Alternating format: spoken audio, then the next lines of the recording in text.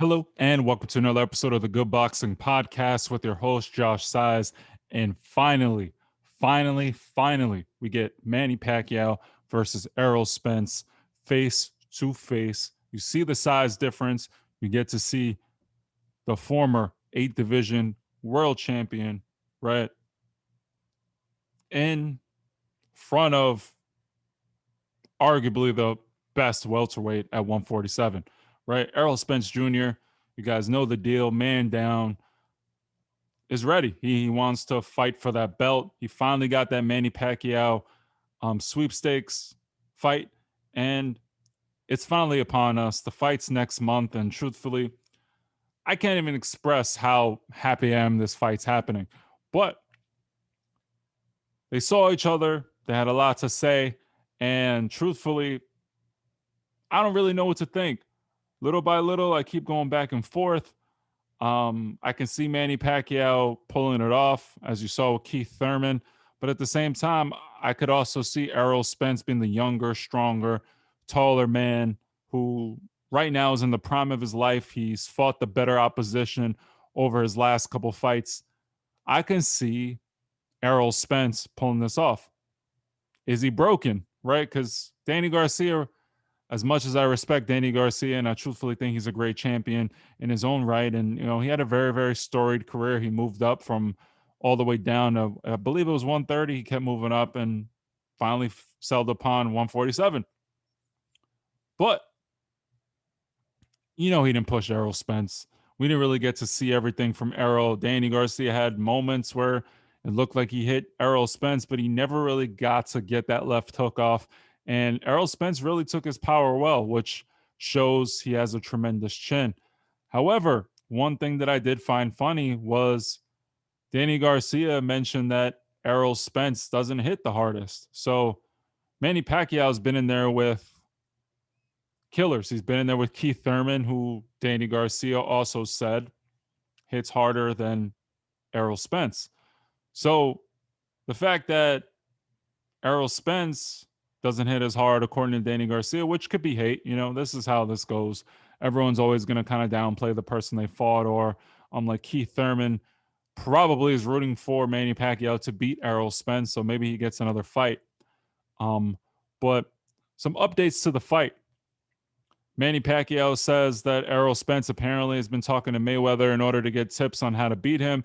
And Manny Pacquiao goes out in, I don't want to say Manny Pacquiao fashion, but evidently he said Errol Spence is better than than Mayweather because he actually fights going forward and doesn't run and will fight toe to toe. Manny, I love you. I respect you. I think you're a fantastic fighter. And I think, truthfully, what you're bringing to the game and what you're bringing to 147 right now in this current era is fantastic. But the game is called boxing. We have to stop. Every time someone wants to move, you say, oh, they're running or they don't want to fight toe to toe. He doesn't have to fight toe to toe. If he beats you and you can't cut him off and you can't force him to fight toe to toe, you were outboxed, and that's okay. I'm not going to sit here and I think everyone can agree, unless you're a denier, that Mayweather won the fight. I get it. He didn't stand toe to toe with you. I get it. Your shoulder was hurt. Then I get that you beat Keith Thurman. And Manny Pacquiao, you're a fantastic fighter. Stop speaking about the Mayweather fight. You lost a fight. You came back and beat Keith Thurman. I almost feel like you were able to almost build the narrative too, if you had to. I'm sure Floyd would fight you again, right? And I think if Manny Pacquiao does beat Errol Spence, you're going to get the Mayweather fight. 100%. Mayweather's going to come out of retirement, and I think you're going to fight him. I know people say, oh, he's retired, he's going to do exhibitions. Mayweather's going to talk his, oh, I'm here to, I made smart investments. You guys know the drill, and I love Mayweather, but after a while, that talk track's getting really annoying. You wouldn't be fighting if you didn't need the money. I'm sorry. Like, even Pacquiao probably wouldn't be fighting unless he needed the money. As you guys know, also a little twist, Manny Pacquiao is getting sued by Conor McGregor's promotional company, and a manager that Pacquiao actually hired took like $3 million.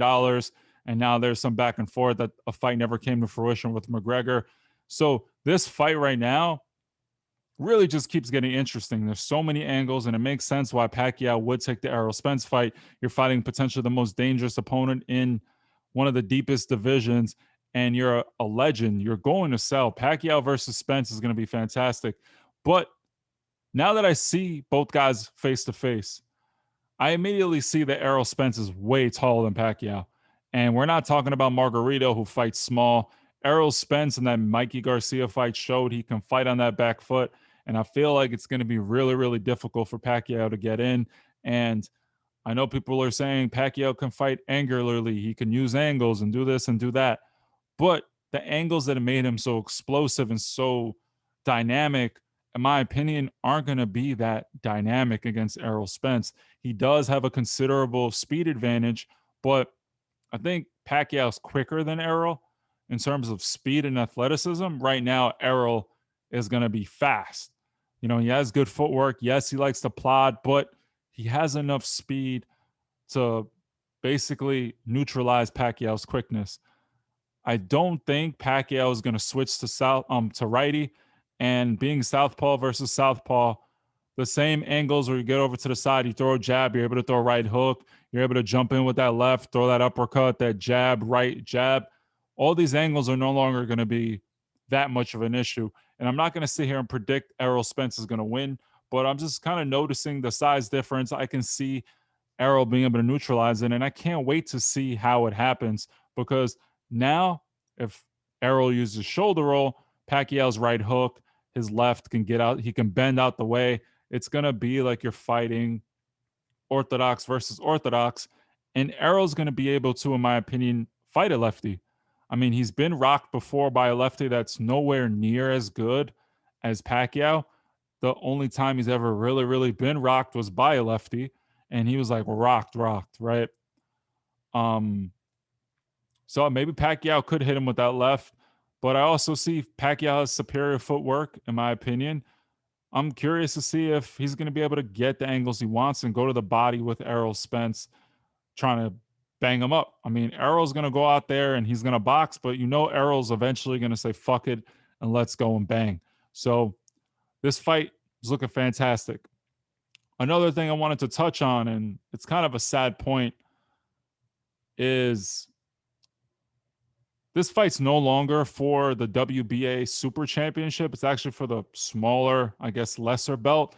Very similar to Gervonta Davis. The WB regular world championship is on the line. It's no longer the WBA Super Champion that's going to fight Errol Spence. So it kind of, in my opinion, takes a little bit of the luster out of it, rather, because Errol, does he really want the WBA strap that's not the full time belt? Because now, if you get the last belt from Terrence Crawford, you won't even really be undisputed. You would be the regular WBA World Championship. But you know what? Fighting Manny Pacquiao is a once in a lifetime thing. Whether it's for the regular belt, whether it's for belts at all, fighting Pacquiao is still fighting Pacquiao. But yeah, I just wanted to give you guys a heads up. I'm actually doing another video I recorded. I'm going to upload that shortly about how Pacquiao got stripped and what that means for Yordenis Ugas, who's a fantastic champion. And I think they did right by him because, truthfully, Pacquiao decided to go in recess, waited, didn't give us an opponent. And then all of a sudden, he kind of screwed over Ugas, who was elevated, and then now is kind of stuck in the mud where he doesn't know what to do. He doesn't know if he's the regular or super. But now that he's officially the super champion, I think that's fantastic for Ugas because now he has to, and I'll explain that in the video. But yeah, now looking at both guys in person, I do see a significant size difference, and I'm wondering if Pacquiao can pull it off. Because if he does, this would one elevate him to an entirely different stratosphere, and a different stratosphere, and then I think he's going to actually fight that Mayweather fight again. I'm sure there's a rematch clause for Errol, especially if the fight's good. But I could also see Manny Pacquiao trying to get that blemish fixed off his career because if he does, and this is speculative, I'm not going to sit here and say that he beats Mayweather. I don't know. We don't know what the real Mayweather even looks like because in exhibitions, he's not really giving it his all and not taking it as seriously as I wish he would. But you fight Mayweather, you win, you get the blemish off your record, you potentially become even more of a GOAT than you already are. So let me know how you guys feel. Do you think Pacquiao is going to pull it off? Do you think the Southpaw versus Southpaw is going to be a problem? Very similar to the Jojo Diaz versus Javier Fortuna. When you're a lefty, a lot of the stuff that you like to do against righties no longer is going to work. And now you have to fight and counter against a style that you're normally not used to doing. The last time I think Pacquiao was in with a lefty was against David Diaz, and God knows when that was. So yeah, that's the episode for today. Smash that like button, hit that like button. Thank you so much. We're almost at 200 subscribers, and honestly, I want to push for that goal by the end of the month or close to it. Definitely by August, I want to get pushing, and by the end of the year, let's hit this 1K mark. Thank you so much for your support, and I truthfully mean that. Thank you. Be well.